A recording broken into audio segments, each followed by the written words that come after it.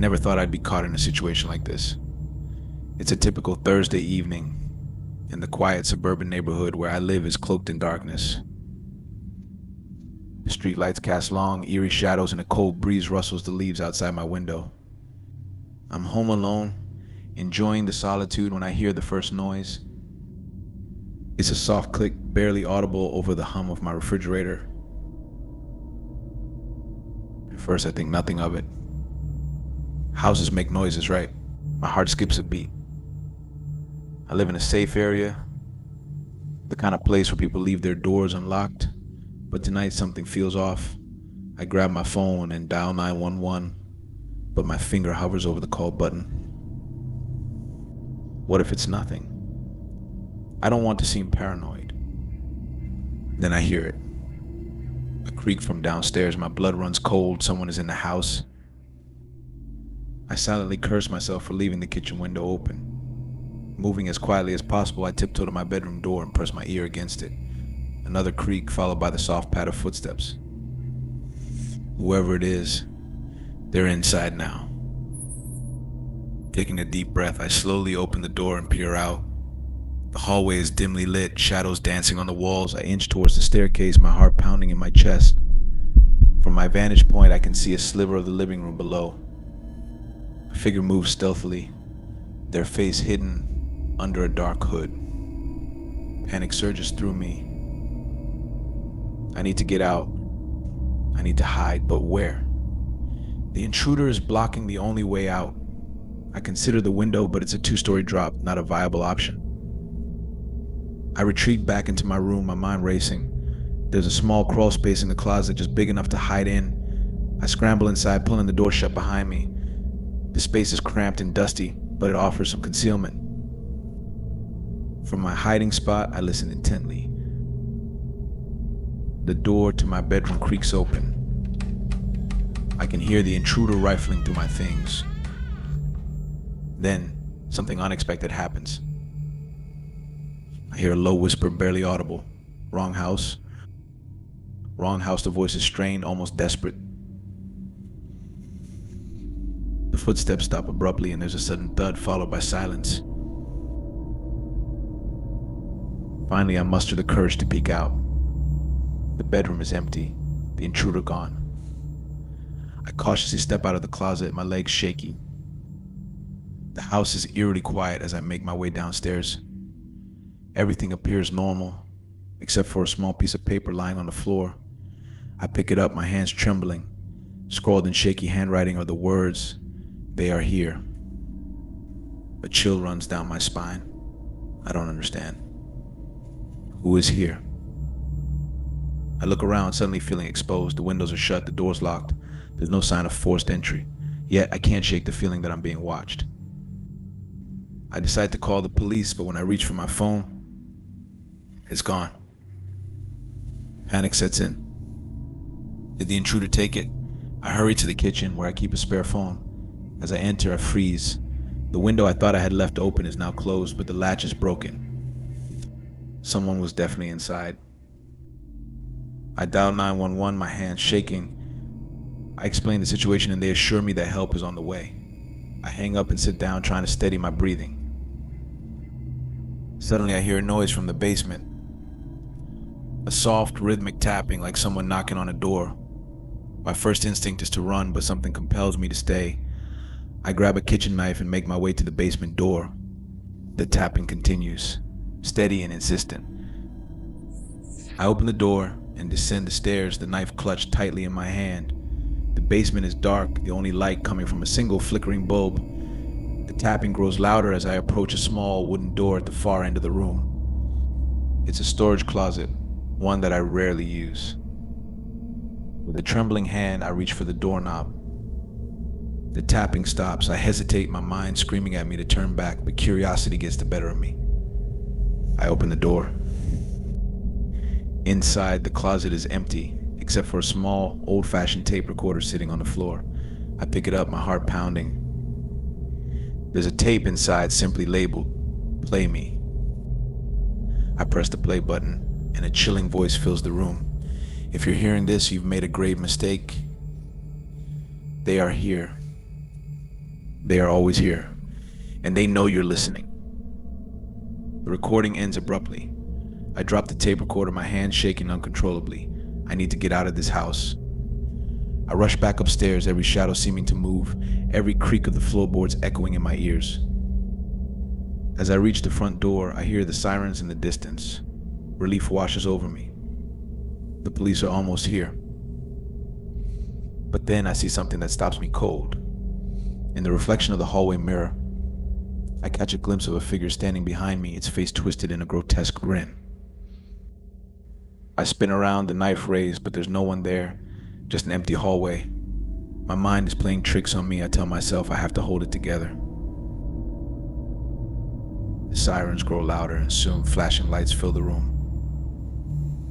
I fling open the front door and rush outside, waving frantically at the approaching officers. They swarm the house, searching every room, every corner. But they find nothing.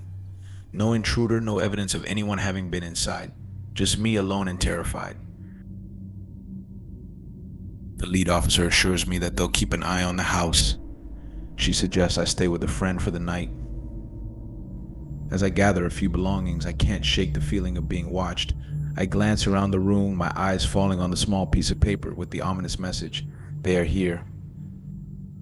I leave the house, locking the door behind me. The police are still outside, their presence a small comfort. I head to my car, the night's events replaying in my mind. As I drive away, I take one last look at my house. In the upstairs window, I see a figure standing there, watching me. It's just for a moment, but it's enough. I floor the gas pedal, putting as much distance between me and that house as possible. I don't know who or what was inside, but I know one thing for certain. I won't go back alone.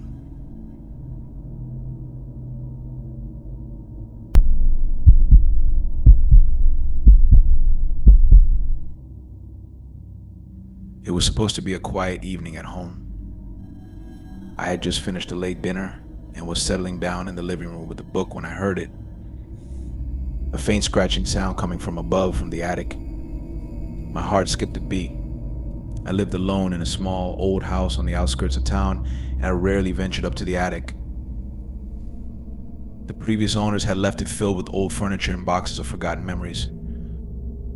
I tried to dismiss the noise as a trick of my imagination, perhaps a mouse or a bird that had somehow found its way in. But the scratching persisted, growing louder and more insistent with each passing minute. Unable to ignore it any longer, I grabbed a flashlight from the kitchen drawer and cautiously climbed the narrow stairs leading to the attic. The air was musty and thick with the scent of dust and age. As I reached the top, I hesitated, unsure of what I might find. The attic was dimly lit by a single bulb hanging from the ceiling. Shadows danced along the walls, casting eerie shapes across the floor. Everything seemed undisturbed until I noticed a patch of darkness in the far corner. I approached slowly, heart pounding in my chest. There, nestled among old blankets and broken furniture, was a hole in the wall, an opening that shouldn't have been there. It was small, just big enough for someone to squeeze through. Fear gripped me as I realized that someone or something had been living in my attic. The scratching noises now made sense. They were not caused by animals, but by a person hidden away in the darkness above my home. My mind raced with questions. How long had they been there? Why had they chosen my house? I backed away, my hands trembling. I needed to call the police to get help, but my phone was downstairs. Every creak of the old floorboards seemed to echo in the silence, amplifying my fear. Just as I turned to leave, a voice whispered from the shadows, "Please, don't go." Froze, the hairs on the back of my neck standing on end. The voice was soft, almost pleading. I couldn't see who it belonged to, hidden as they were in the darkness. "Why are you here?" There was a long pause, filled only by the sound of my own ragged breathing. Then, the voice spoke again, clearer this time. "They're after me." My mind raced. Who was after them? Were they dangerous? Should I run, or should I stay and help? Before I could decide, footsteps echoed from below. The unmistakable sound of someone climbing the stairs to the attic. Panic seized me. I stumbled backward, my heart hammering in my chest. A figure emerged from the stairwell, a man dressed in tattered clothes and wild-eyed with fear. He held out his hands, palms up in a gesture of surrender. "Please," he pleaded, "you have to help me. They'll kill me if they find me." I hesitated, torn between compassion and self-preservation. But as I looked into his eyes, I saw desperation, not malice. He was scared, just like me. "Who are they?" I asked, my voice trembling. He shook his head, glancing nervously over his shoulder. I can't explain now. Just please help me hide." I glanced back at the hole in the wall, then at the man standing before me. I knew I should call the police, that I should turn him in. But something in his demeanor, in the urgency of his plea, made me hesitate. "Okay," I said, "but you have to promise me you won't hurt anyone." He nodded fervently, relief washing over his face. "Thank you," he whispered. "Thank you." I helped him squeeze back into the hiding spot, covering the hole with an old blanket. The scratching noises resumed, quieter now, as if he were trying to make himself as small and inconspicuous as possible. I descended the stairs, heart still racing. What had I gotten myself into? Should I have trusted him? Was he telling the truth about being chased? I reached for my phone. The operator answered, and I hurriedly explained the situation to the man in my attic. The fear in his eyes, the unknown threat pursuing him. Minutes later, the police arrived, their presence a relief. They searched the attic thoroughly, finding the hidden hole and the makeshift bedding where the man had been hiding. But he was gone. They questioned me extensively, but I could offer little information. Who was he? Where had he come from? And most importantly, who was after him? As the officers left, I sank onto the couch, exhaustion washing over me. The house was quiet once more, but the events of that night lingered in my mind. Days passed, and I heard nothing more about the man or the mysterious pursuers. Life returned to normal, or as normal as it could be after such an unsettling experience.